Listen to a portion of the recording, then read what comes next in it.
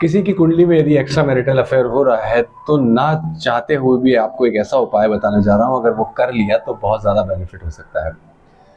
देखिए, सूर्य, बुध और शुक्र, यदि इन तीनों ग्रहों की आपस में युति होती है तो पारिवारिक डिस्टर्बेंसेस हो जाते हैं, विवाह में प्रॉब्लम आ जाती है और आपस में जातक की बनती नहीं है, आपस में ग्रह कलेश बना होता है, मतलब पारिवारिक लाइफ बिल्कुल डिस्टर्ब हो जाती है। और अगर लड़का हो गया यानी फर्स्ट बॉय हो गया तो भी दिक्कत होने के चांसेस ज़्यादा हो जाते हैं। अब इससे निपटने का क्या उपाय है, आप ध्यान दीजिए, मैंने 3 ग्रह बताए हैं, सूर्य, बुध और शुक्र। अब इसकी जो रेमेडी है वो मैं आपको बताने जा रहा हूँ, ध्यान से सुनिएगा। इसकी रेमेडी अगर आपने कर ली तो बहुत बेनिफिशियल।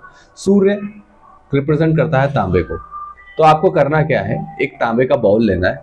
आप एक चरी ले सकते हैं, चरी बोलते हैं जिसे हम, जिसमें पानी भरते हैं।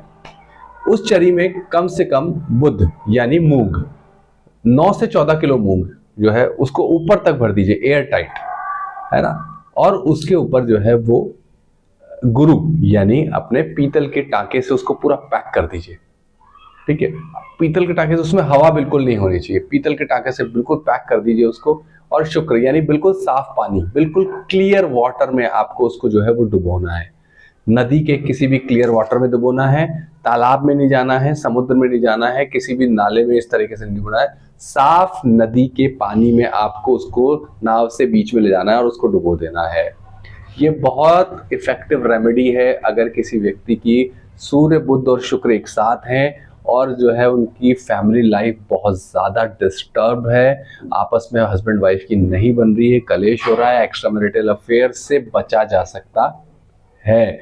यहाँ तक कि जो कलेश जो डेली जीवन में देखने को मिल रहे हैं, जो आपस में एक दूसरे के उसको आप कह सकते हैं कि कॉन्जुगल रिलेशनशिप की जो कमी है उसको आप दूर कर सकते हैं यदि सूर्य, बुध और शुक्र की ये आपकी कंजंक्शन में कहीं, आपकी कुंडली में कहीं भी बैठे हैं। तो आपको करना सिर्फ इतना सा ही है, आप ये करिए और देखिए कि कितना ज़बरदस्त आपको इसके रिजल्ट्स जो है वो मिलेंगे।